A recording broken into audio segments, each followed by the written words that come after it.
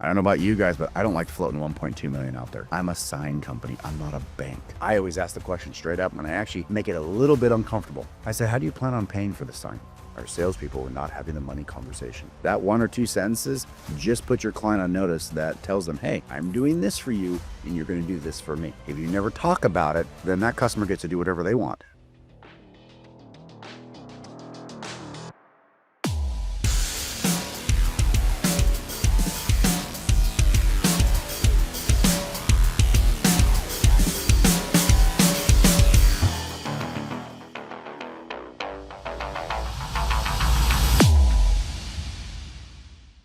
Oh, this one's always near and dear to my heart, the land of sales.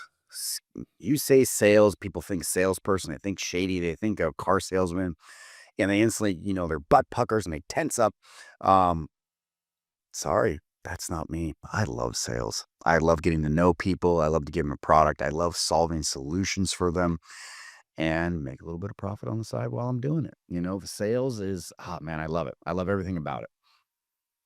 For the last 3 weeks, you guys known this, or the last past month, you've known this, that I've had that controller hat on for a very long period of time, way longer than I ever wanted it to. And so with that, I got to see the other side, the other side of the curtain, so to speak, and, where my accounting department is and what they're seeing what the salespeople do. And, we've been running SquareQuo for 12, 13 years now, and seeing how the salesman enters the information, how it flows through the system, dumps right into QuickBooks. The accountant's life, when you have SquareQuo and you have QuickBooks together, married together, it's a thing of beauty. It really is. I can pat myself on the back all day long, and I'm going to, because I did a damn good job building this damn thing. When you create an invoice, it automatically dumps into QuickBooks. All the information's there, the tax codes are there. You just say, done. Purchase orders, they flow through and they sit there right against the vendor. So when I'm getting the bills as a vendor, I click on the button and here's all the POs against this vendor. I go add, brings it right over and creates the bill. There's no dual entry. It's just really nice on the accounting side. But I'll tell you what, man, if you're in sales and you think you're too busy and you're going to cut a corner or two, it's going to be found. And my sales team, I hate to say it, I found a lot of errors in their system. They weren't opening up projects correctly. They would turn a job active and ask for an advance deposit, but they had no customer against it. It just says customer information needed. They would write a scope of work and then they would change the pricing versus the estimates to make it look better, but they didn't tell anybody. So as I was the accountant going through this and looking at all these different numbers, nothing matched. And the checks and balances, they have to match or it's not going to work out. So I ended up having to have a sales meeting with my team. And this is what we talked about. Number one, you have to get to know your client and you have to train your client on our process. Everybody has all these ideas and they all want these different layouts, but at some point in time, the culture of your company has to come into play and you have to funnel them down to one single file line. What type of sign do you want? When do you want it? How much is your budget? These are questions that you have to dial in. Now, how you dial it in, that's completely up to you. You can be very dry, like the Office show years ago. What's your budget? What sign do you want? I'm never going to buy from you, but you can be that dry and painful. Or you can weave it into a great conversation. And you can talk about, how this business came around. You can talk to them about, why is this name so important to you? Where did it come from? The origin stories. All that neat stuff brings pride in what your client wants. And then they're going to be more open to tell you more. You're going to be able to dial in exactly what this sign should do. And sometimes the client doesn't even know what he or she wants. I just want a simple sign.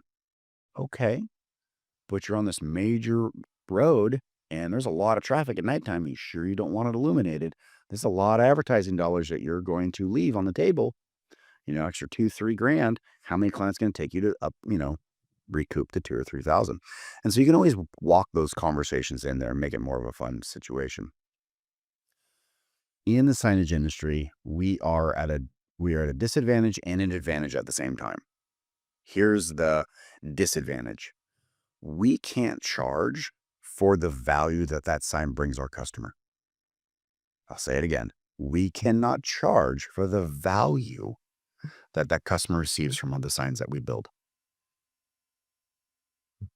How much would you pay a person if I say, I'm going to have a person stand out in front of your store holding one of those, spinning signs that has the name of your store on it?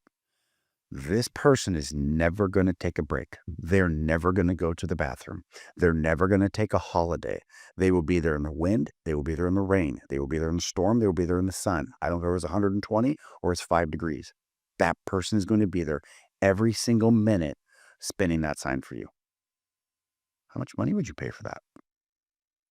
I bet the number you have in your head is a lot higher than the sign that you charged that customer when you sold them that sign. You sold them for the time, you sold them for the materials and a little bit of profit, and you gave it to them. Why did you do that? Because the guy around the corner is going to do the same thing. And if we charge for what the value is, probably 3, 4x of what it costs us to build that sign, we price ourselves out of the market. So we truly are at a disadvantage in our industry. We are not getting the value that we give to our customers. Here's the advantage. As a sales rep, you should be waving that flag like crazy. Customer, you're getting the deal of a lifetime. You are getting pennies on the dollar for the value of the sign that you're about to purchase for what we're going to make and what we're going to cost it for you. As a sales rep, I would beat that home and be telling them, hey, the value of this sign is $30,000, $40,000. I'm selling to you for $7,000. You can't get a better value for your money than what I'm selling you right here. Like, that is the truth. All of us owners know it. We barely are making 20, 25%. When it's all said and done, net profit, your EBITDA is between 15 and 19. It's not great numbers for how much product we're moving through our shop. This is not a cash cow industry. You get it through volume. You don't get it through single sales.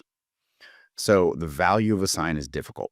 Just want to take a moment to talk about Square Coil here. Square Coil has been powering the signage industry since 2011, and we're only growing bigger and better and stronger every single day. Some of the latest updates have just made my life a lot easier. I'm sure it's going to make your life a lot easier. So if you haven't checked us out, go ahead and get on our website, squarecoil.com. Take a look. And if you have an outdated key, an old software program that's going to be closing its doors this year, definitely take a look at us because we can make that transition real simple for you. Take a look at squarecoil.com. I bet you one thing that almost none of the sales reps do, no matter which company you're in, is talk about money. Money's taboo in our industry, right? We don't want to talk about money. Ooh, scary. You can't know how much I make. I can't know how much you make. Scary, scary stuff. Never understood that a day in my life. Don't get it. Don't understand it. That's ridiculous. You need to know how much stuff costs. You need to know how much you're making. You need to put budgets together and figure it out. And everybody's on a different path.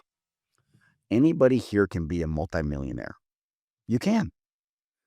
What are you going to sacrifice? You're going to sacrifice your family. You're going to sacrifice weekends. You're going to sacrifice sanity. You're going to sacrifice freedoms. Well, you get freedom, but you're not going to be able to actually use the freedom because you're too busy working. Or you can have a somewhat normal life. You're going to have to budget a lot of things, but you get freedom. You get peace of mind. You get quiet. You get to go on vacation. There's always a give and a take. In the signage industry, when you're a salesman, you just want to give everything. Give. Here's a sign. Give this. It's super easy. Here's a proposal. Give this. And you're basically fighting what you think is against all the other sign vendors that they're getting quotes from. The reality is you're fighting yourself. You give them a good customer service and you give them a good product and they're going to buy from you 9 times out of 10. But what you're failing to do is talk about the other side of the coin. I'm giving you a sign. You are giving me money. How many people have this conversation? I'm going to vote not that many. And the reason why is because people are scared of money. I'm sorry, but if I'm going to pay, if I'm going to build a $7,000 sign, absolutely I want to know how you're going to pay for it. When you go buy a car, what do? What are you going to do, finance or lease? They ask you right out of the way. You're not offended by that. It's normal. But for whatever reason, salespeople in our industry, super scared of it. I always ask the question straight up, and I actually make it a little bit uncomfortable. I said, how do you plan on paying for this sign? Or when I say they're about the sign on the dotted line, or even before in the first conversation, you watch everybody go, did you just talk about money? And you watch them tense up. And they go, oh, I'll just, got to cut a check. Okay, perfect. So personal funds. So that means we're not going to go through a REBA. We're not going to go through fund control. You're not going through a finance company. I just want to make sure. Now, two things happen there. Number one, I just gave all my customer options they might not even know exists. Number two, I'm confirming that what he said is accurate because they might say check, but really, yeah, I'm going to get a check through Ariba or through Textura. I need to know these things because if they're going to go through Ariba and Textura, I'm going to put a PITA fee on that because those are pain in the butt systems to get paid from. But when you ask the question, it's a whole lot better. Now, I'm bringing this up to you guys because me on the backside being a controller, my AR was out of control. Integrated Science does around 400,000, 500,000 a month. Our AR is usually around 400 to 500,000. Our AR with advanced deposits was at 1.2 million. What was owed to us? That's a lot of freaking money. And I couldn't understand why we weren't getting paid. Our salespeople were not having the money conversation. That one or two sentences just put your client on notice that tells them, hey, I'm doing this for you and you're going to do this for me. If you never talk about it, then that customer gets to do whatever they want. Put the invoice on a piece, on the table and leave it there for a month. They get to throw it in the controller and say, pay whenever, who cares? You have no control over that. But if you just ask the question and puts them on notice that, hey, that's your side of this agreement. This is your side of the contract. You're going to give me money. My side of the contract is a lot more complicated, but yours is simple. And I want to make sure you're going to do yours. Just having that conversation over the last 3 weeks, not only did we actually start collecting the money at 45 and 60 days, but all my 30-day payments are starting to show back up on time because my sales team is now having the conversations. How do you plan on paying for this? Crazy how little sentence changes everything, right? I don't know about you guys, but I don't like floating 1.2 million out there. I'm a sign company. I'm not a bank. It's difficult. So tricks of the trade there. Collecting in itself is also kind of fun. When I say fun, I mean not at all. Once it gets past 30 days, we got to start harping on them, once a week and then once a day and stay with it. Once it hits 45 days, we talk to them daily. We have to, especially 60 days. Oh my God, if it got out to 60 days, it's a daily conversation. Where's that check? Just calling up on that check, following up on that check.